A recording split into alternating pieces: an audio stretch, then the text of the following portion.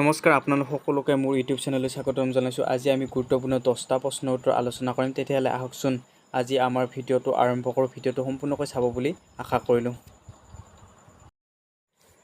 মোগলে কেইবাৰ অসম আক্ৰমণ কৰিছিল? ক 12 বাৰ, খ 17 বাৰ, গ 19 বাৰ, ঘ 7 বাৰ। শুদ্ধ উত্তৰটো হ'ল খ 17 বাৰ। জাতিংগা কিহৰ বাবে বিখ্যাত? ক নম্বৰ ব্যাপক হাৰত পক্ষীৰ আত্মহত্যা, খ পিতলৰ বাচনৰ বাবে, গ জীৱ-জন্তুৰ বাবে। শুদ্ধ উত্তৰটো হৈছে ক ব্যাপক হাৰত পক্ষীৰ আত্মহত্যা। 3 নম্বৰ কুৱেশ্যনটো হ'ল ভৈৰৱী মন্দিৰ ক'ত অৱস্থিত? ক কাছাৰ, খ ধুবুৰী, গ নগাঁও, খ তেজপুৰ। শুদ্ধ উত্তৰটো হ'ল খ তেজপুৰত।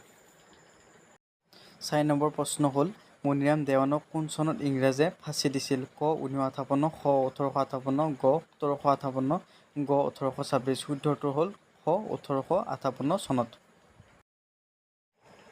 5 নম্বৰ প্ৰশ্নৰ উত্তৰ শ্ৰীমন্ত শংকৰদেৱ বিৰচিত সবাতোতকৈ সৰু পুথিখনৰ নাম কি?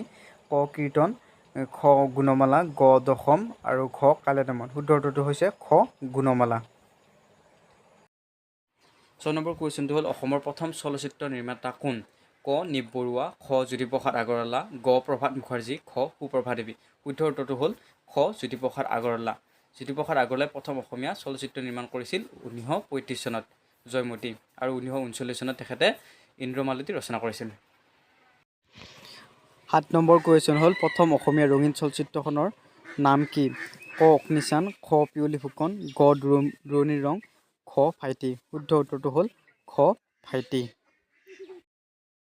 8 নম্বৰ প্ৰশ্নৰ উত্তৰ পৰাগ উৎসৱ কোনটো জনগোষ্ঠীয়ে পালন কৰে? ক কাৰ্বি, খ ৰাভা, গ বড়ো, খ মিচিং। শুদ্ধ উত্তৰটো হ'ল খ মিচিং।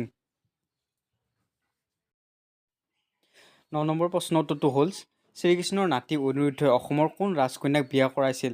ক ৰুক্মিণী, খ ৰমণী গাভৰু, গ উষা, খ চিত্ৰলেখা। শুদ্ধ উত্তৰটো হ'ল গ উষা। 10 নম্বৰ কুৱেশ্যন হ'ল অসমীয়া মহিলাই তাঁতশালৰ কাপোৰত সাধুকথা লিখে। কথাষাৰ কোনে কৈছিল? ক জৱাহৰলাল নেহৰু, খ মহাত্মা গান্ধী, আৰু গ ডক্টৰ ৰাজেন্দ্ৰ প্ৰসাদ, খ ডক্টৰ বি.আৰ. আম্বেদকাৰ। শুদ্ধ উত্তৰটো হ'ল খ মহাত্মা গান্ধী।